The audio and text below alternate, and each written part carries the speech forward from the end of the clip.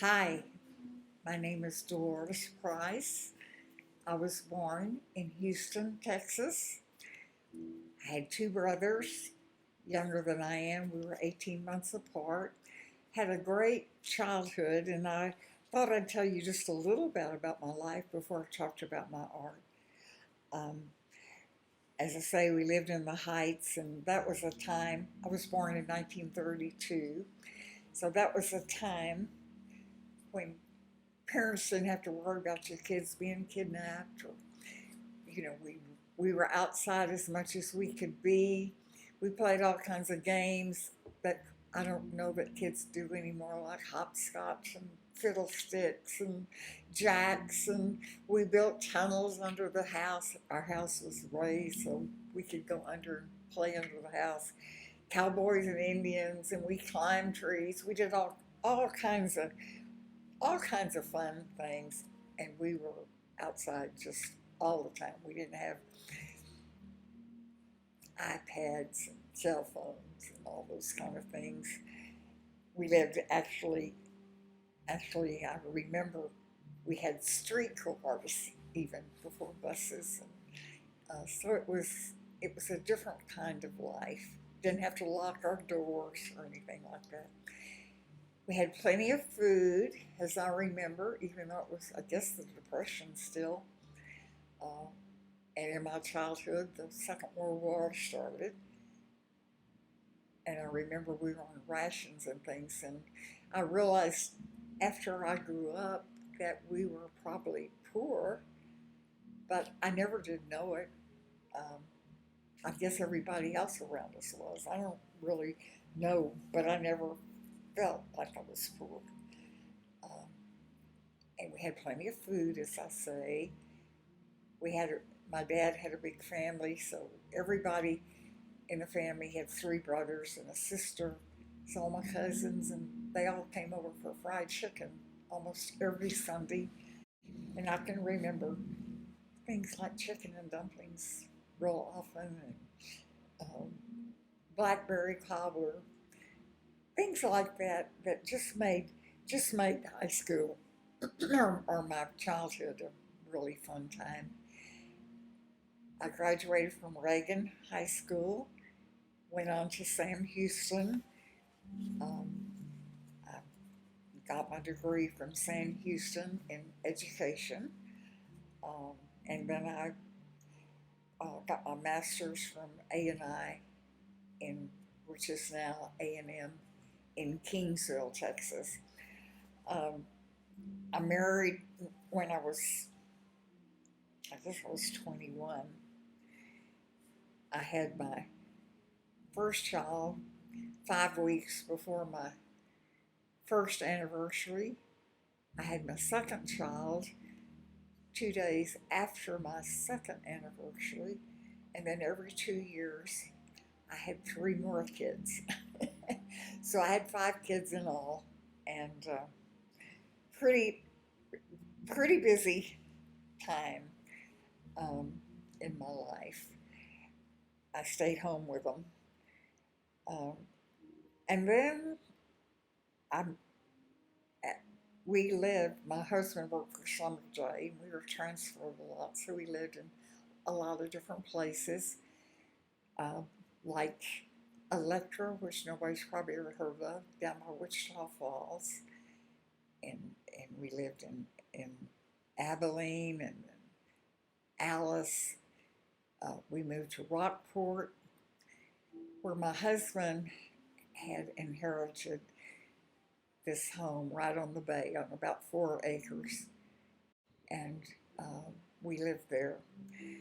And after about 12 years, um, I divorced my husband, and I stayed in Rockport.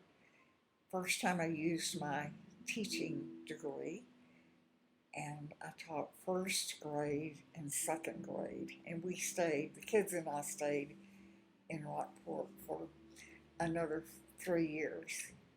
And then I decided that all the men were the administrators. There weren't any women administrators, and I needed to make more money. my family still lived in Houston, so I moved back to Houston um, and was in Houston for 5 years. I was very naive. I thought that I could probably teach. There was a little school just a block away, and I thought I could probably just go down there and get a job. And that, of course, that wasn't the way it worked. So I went to Spring Branch. I got a job in Spring Branch Junior High School teaching all art, which I knew nothing about teaching art, um, although it had been a minor in college for me, but I knew nothing about it, teaching it. Um, so it then it became have taking classes in art and doing things became a necessity, not a luxury. Um, so I did. There were lots of U of H graduates there, teachers. They had a big art department at Spring Branch, and so they gave me their lesson plans, and I just started teaching like I knew what I was doing or what I was talking about, and started taking all these professional courses. And at the time, the Watercolor Society started here in Houston. I joined, I think I'm a charter member probably, um, and they brought in fabulous teachers. Robert Wood, who was pretty famous, was my first art teacher. And so I had lots of with the professional art courses and great teachers that they brought in the workshops that I got to go to. Um, is really when my art career began. Um, Although, as a youngster, I'd taken some classes and things, and the usual things that kids do with Crayolas, where little watercolor pans and things like that. But anyway, um, it was a great time in Houston. Pretty hard because I had all those young kids, um, and I think I was about 33 or 4 by then. Um, I was the oldest one teaching at Spring Branch High School, which was kind of which was kind of fun. But all through my teaching career, I couldn't believe when I taught first and second grade they'd be paying me because that's what I'd been doing for those last 8 years of raising my own kids. So I couldn't believe somebody's paying me doing the same thing. But it was a great it was a great time, and I will say more about Rockport that I credit Rockport with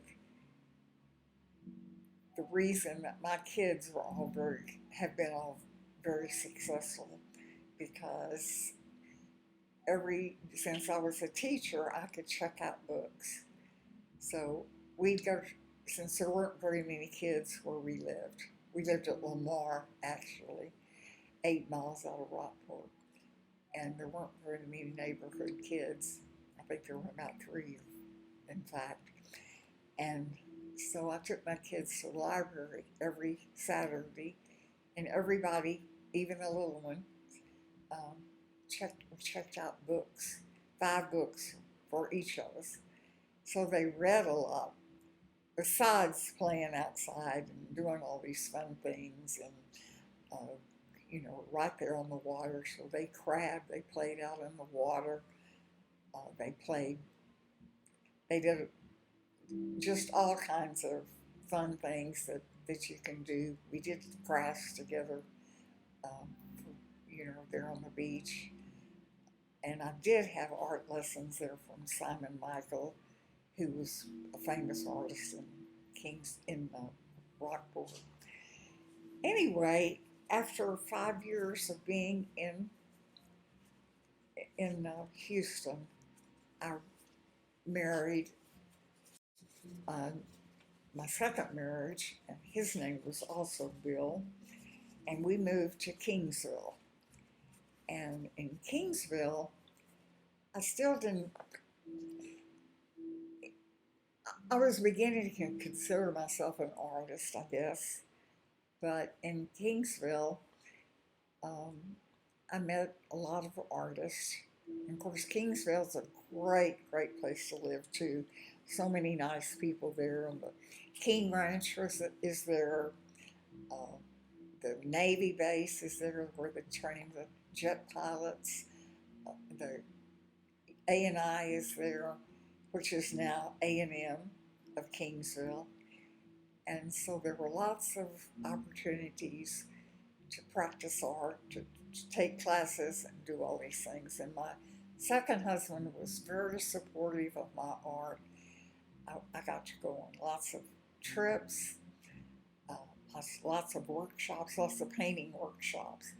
And I went to, places like France and Italy and England and Tahiti, um, gosh, Thailand, Nepal, Philippines, China, India, all of these great places. And that's over, remember how old I am. So that's over a long period of time. I lived in Kingsville for almost 50 years. So it was during that time I made all these fabulous trips, besides lots of other art workshops in the country. So anyway, it was being an artist there was great. Um, but before I talk about my art, um, I will say I was involved in a lot of other things. Um, I was a district committee woman for the Republican Party um, until I decided, after going to the state meetings, and I mean, it was great. The people I met were really great. Got to meet lots of senators and important people and all. And I went to the Republican conventions. I got to go to the national convention when Reagan was going to be president, which was a wonderful experience. Um, but during that time, but the other things that we did, I was very involved in my church, um, and art is my ministry. I would like to say that. um, but I was very involved in the church. We were in the bell choir, the altar guild. I mean, did we started a endowment fund. We taught Sunday school. I mean, we did all those sort of things. I was also in CBS, which is a community Bible study. Um, I was head of the Tower campaign and the Reagan campaign. That's just in Kingsville. But it was the first time when Reagan ran, it was the first time Kingsville ever went Republican. Probably the last time too, I don't know. But anyway, we had a great time. We had lots of friends. We were in a football group. I mean, it was just a really fun place to be. And being an artist, you're, people, as soon as they kind of find out, then they want you to donate things. So with those, there were only 3 kids with us at that time of my life. All the others were in college. Um, I didn't mention my second husband also had 6 girls, so we had 10 girls and 1 boy. Um, his didn't live with us, fortunately, but we did have we did have a busy life there because we had 7 kids in college at a time. He had two. We had 3 kids. 3 of my kids and 3 of his kids were the same age. 2 of his were older, and 2 of mine were younger. I think that adds up to 11. But I have to recount. But that was the age group. So anyway, I did I did paint a lot then, um, and I bought probably about 30, 35 years ago. I bought the house next door to me and turned that into a studio. So my career really, as an artist, really started then, and so that's that's kind of I guess the other thing that I would say um, that affected my life a lot is I did lose my youngest daughter when she was 21. It's been 39 years ago, but that's the worst thing to have ever happened or will ever happen in my life. Um, but as I would say too, that um, religion, God's been in my life. I mean, I did the usual things as a kid. We went to we went to Sunday school in church every Sunday, just so we'd get to go to the picture show on Saturday.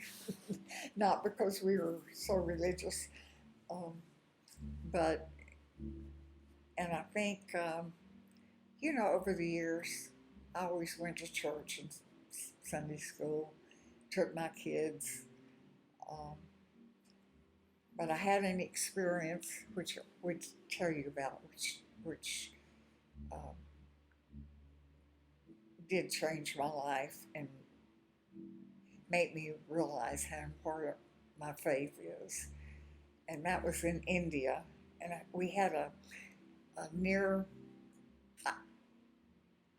death experience in India, which I won't tell you about, but we had that, and when it happened, it's the first time that I really knew there was a God, because I really felt His presence right with me, and it was 3 months after that experience that my daughter was killed, and I knew she was all right. Um, didn't make it any easier, but I did know she was all right.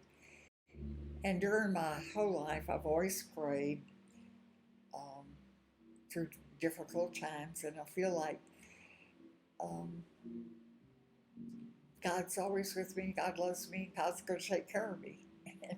And I feel like any kind of big decisions I've ever had to make in my life, I've, I just kind of know when it's time to do that.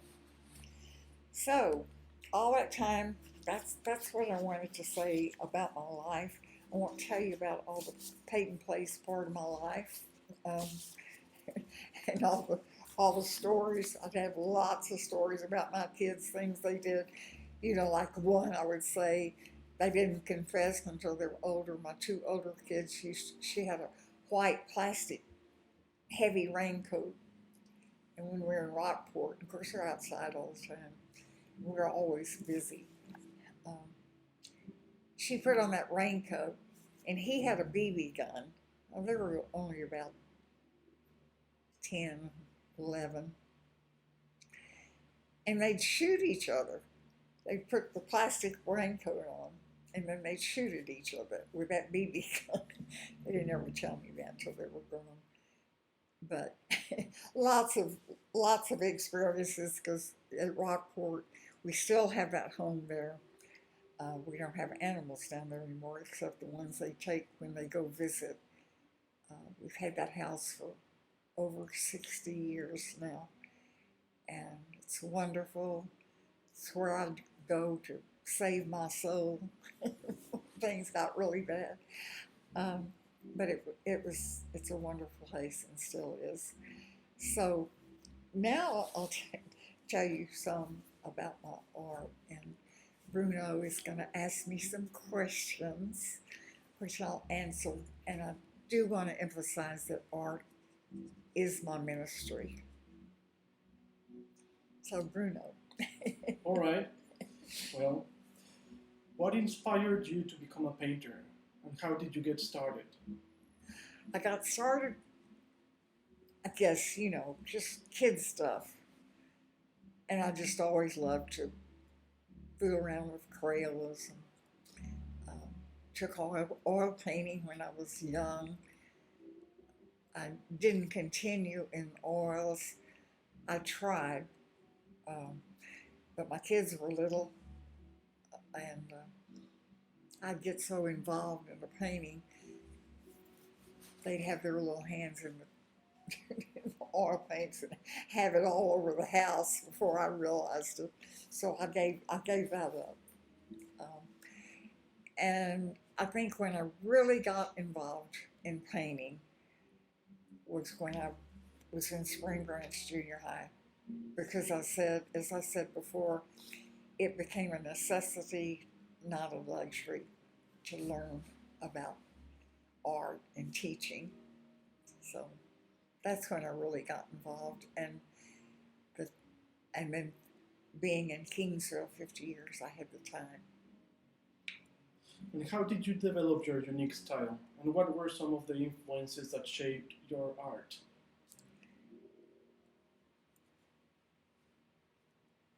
I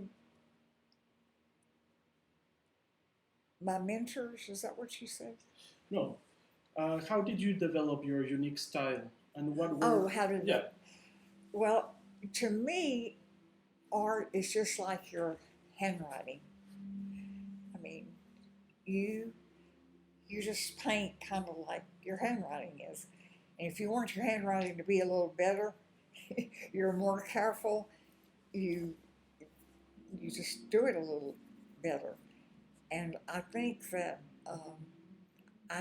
that's what I tell my students, or what I told my students when I was teaching. And you just trust your own intuition, but your tastes change all during your life, and what you want to paint. I mean, you don't know what you want to paint. Or maybe you want to paint like somebody or like paintings you've seen, but you have to paint to do that. You have to have experience. You have to just keep at it. So that's how my unique style, if I have one, started. And how would you define success in your art? And what has been your proudest achievement? Um,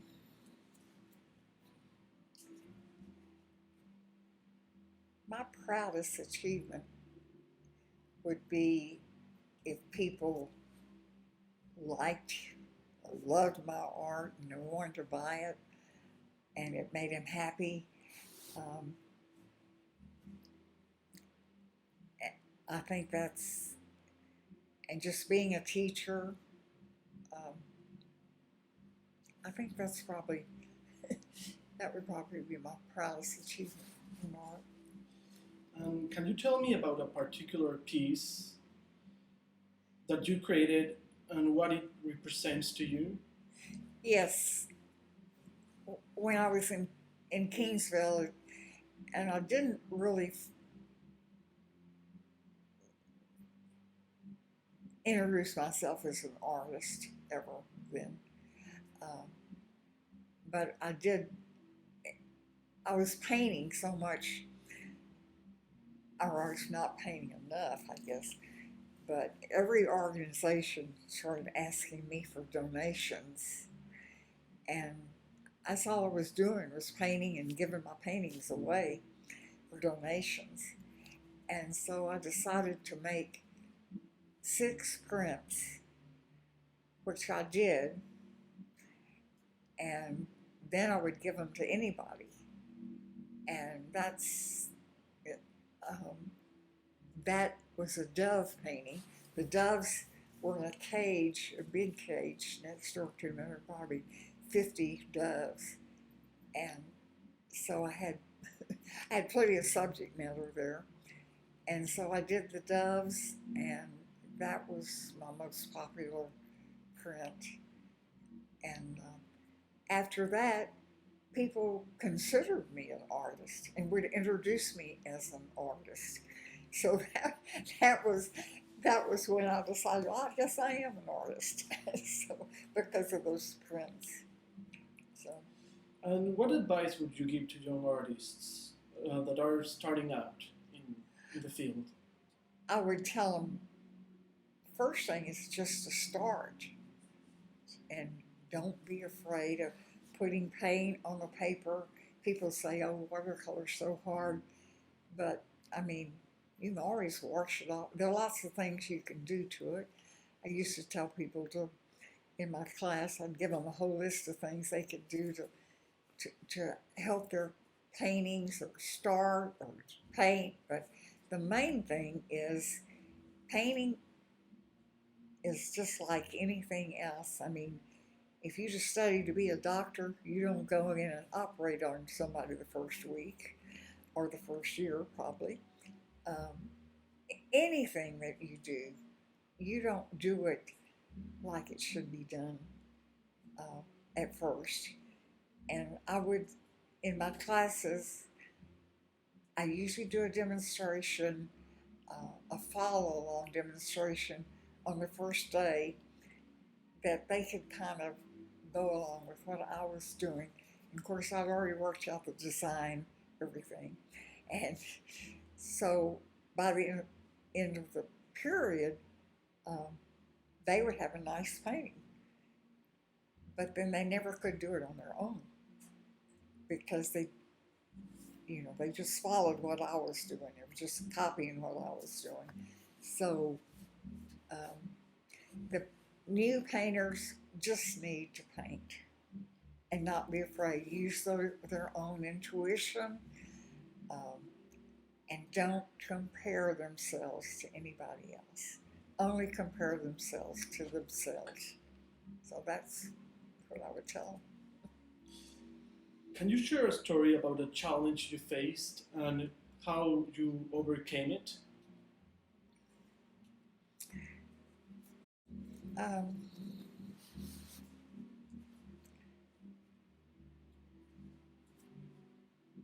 There are so many challenges in painting.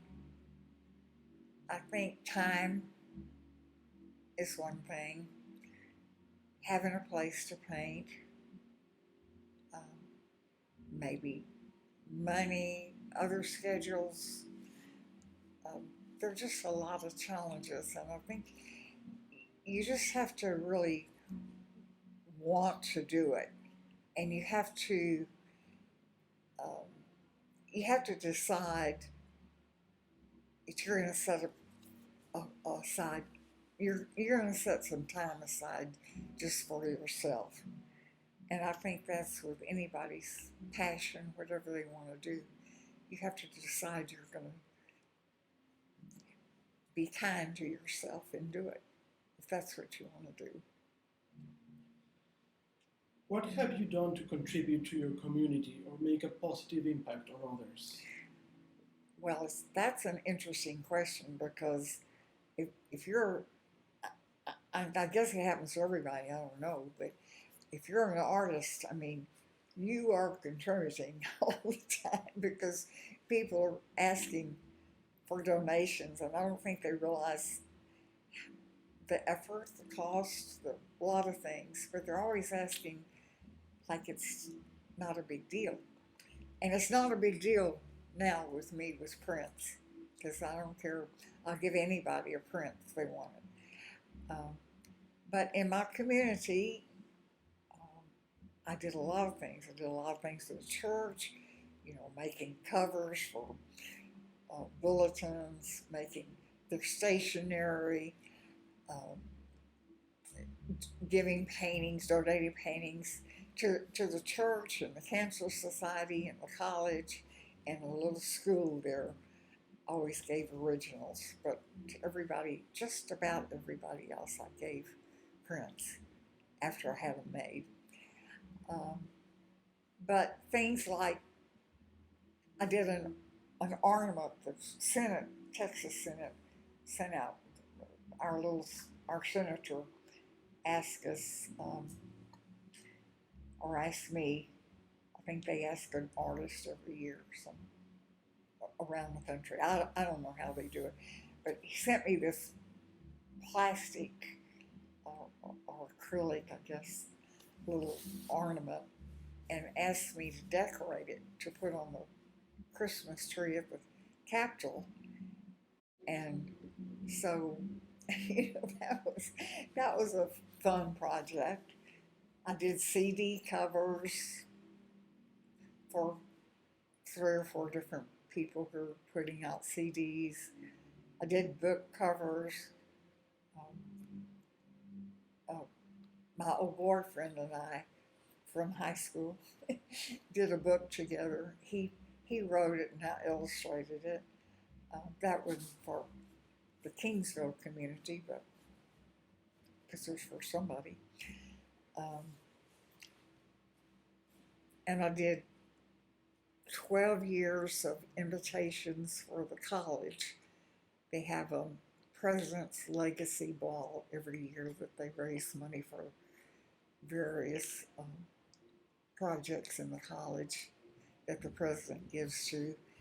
Uh, so I did 12 of those invitations every time they used one of my paintings, and then they would decorate whatever colors from the painting, they would decorate the whole big room where we had the mall. Um, and just things like that. I mean, garden club asked me. I did. In fact, I, my painting was on the garden club um, address book this year, which was nice. um, just just a lot of things like that. Just donations. People just ask you to do all kinds of things. I remember in junior high, the principal asked me if I would repair the wallpaper for because somebody had torn it and he wanted me to repair that, which I did. But you get asked for all kinds of things. And in one big project that I helped with, I helped start an organization called Sellers Market. We had a big building there, had an opera house on the top of it, and um, a group of women were very energetic. We remodeled it. We had contractors helping us, but we remodeled it. We turned it into a sellers market, which was a co-op. And for artists, we had about 200 artists from all over the South Texas come, and we were all volunteers. We ran it, and of course, the men in the business community there said, "Oh, that's not going to last. That's not." But it went on for 20 years. So that was a wonderful project. And for that, I did 3 huge, like 4 foot by 6 foot paintings um, that I did in one artist uh, style, an artist called Tarkay, and we hung those 3 big paintings in the tea room, and so and I had shows, one woman shows there. I mean, I guess that's for the community too. They had a Connor Museum there, and I had several shows there, um, and had 2 or 3 at the college. So I don't know. The community always loves artists. Can you share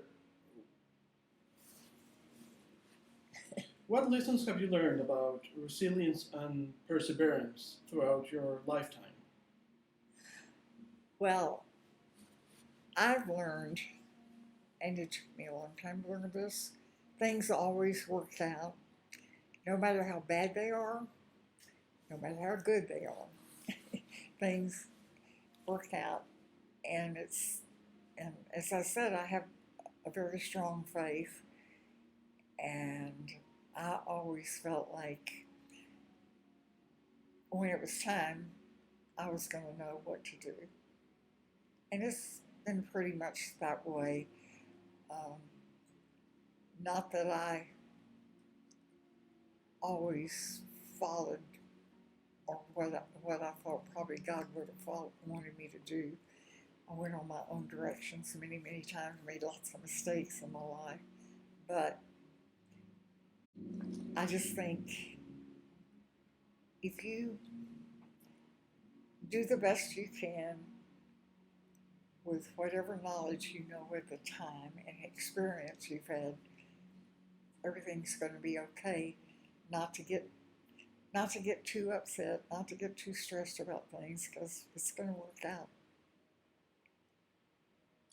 And what did your parents do for a living, and how did that influence your own career choices? Well, my dad, as I say, I was born during the Depression. He was an accountant with Anderson and Clayton Cotton Exchange, and then he had two other bookkeeping jobs on the side. And then later, when uh, I was probably, I don't know, 14 or 15, maybe 16, they built a drugstore out and owned Garden Oaks Pharmacy. My dad kept the books. My mother um, worked, sold the cosmetics. My and this is in the summer because we were in school, of course. But in the summer, my brother, one brother was the delivery boy. One worked behind the soda fountain, and I was the cashier. And of course, there were other. I had to have a druggist, but so we had the Garden Oaks Pharmacy, which was a lot of fun because we got to invite our friends every now and then after the store had closed, and we'd make sodas and sundaes and all that stuff for them. So that was a fun time. But my mother stayed at home with us, except when we got the drugstore, then she started working. Um, so really, they what they did didn't influence me, other than maybe I did stay home with my kids until I started teaching. So And what does your work aim to say, your artwork? what does it do? What? What does your art aim to say? Oh, Yeah. I don't know. I once I was once doing a talk to the college, and I think they're pretty serious about things, and and so I told that group that they probably asked a question like that. I told them that my paintings were couch paintings, that I just wanted to be pretty above somebody's couch, um, which probably wasn't the answer they were looking for. But I think your taste change, or the world changes. My aim is I just want people to enjoy my paintings. I think that's my only aim.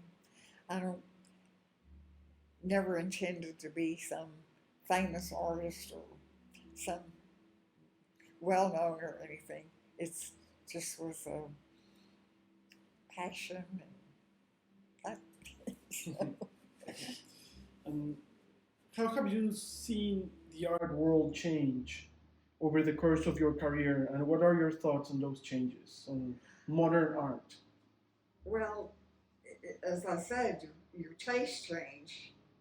as you go through life.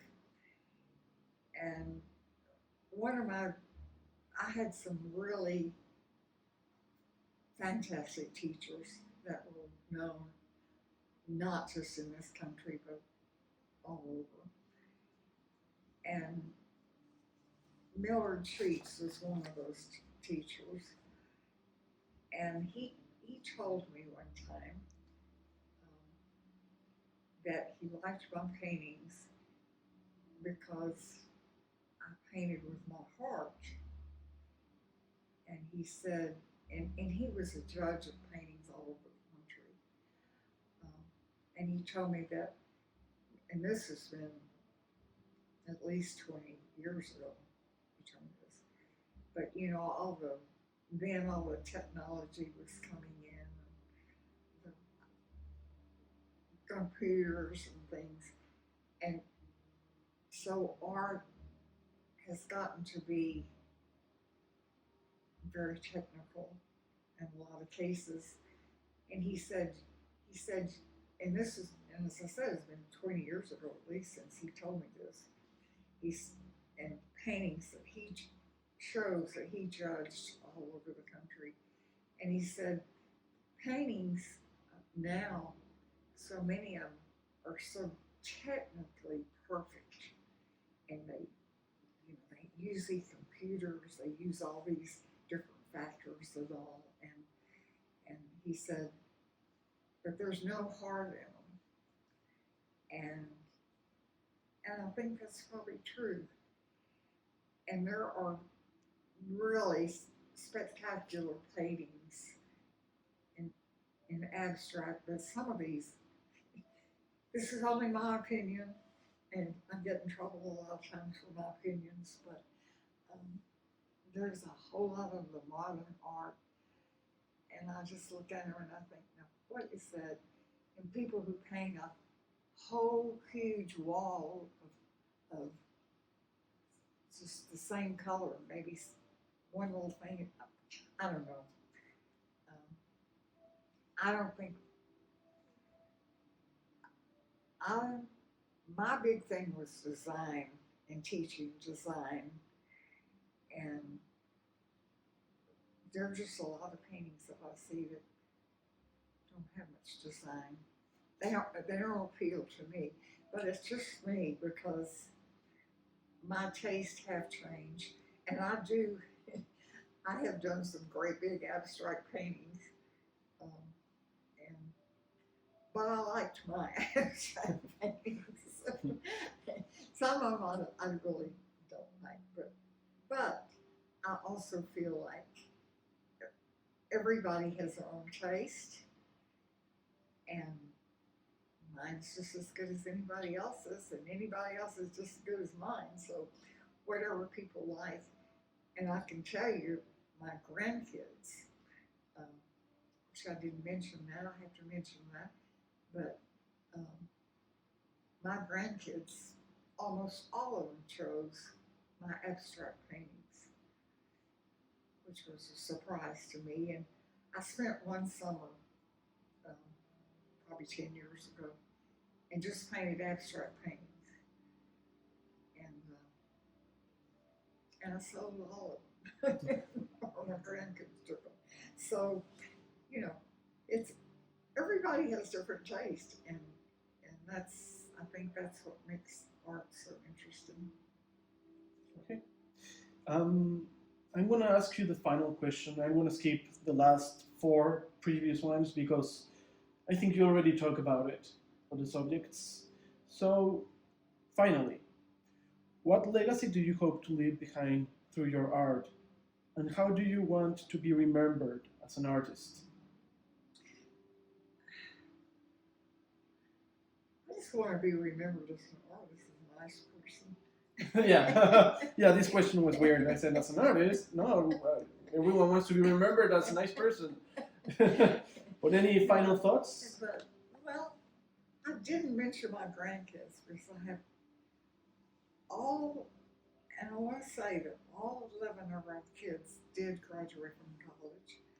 And as far as I know my four, uh, 5, the daughter I lost also graduated, and had started her career. But all of mine have been very successful. One is becoming a pretty well-known artist. One was a corporate lawyer. One's a financial director. I'm not sure what he is exactly, but he's in with an insurance company and with contractors. And let's see, and the other one was a real estate person. And they've all been successful, and they've produced 8 wonderful grandkids for me, who've also all graduated from college and all have jobs and are working. And I have 3 great grandkids. So part of my legacy, I hope that I know all of them have paintings of mine, um, and I hope they just remember me as well as people who bought my paintings. Um, I don't know, but it's been a great life, and I've been very blessed by God.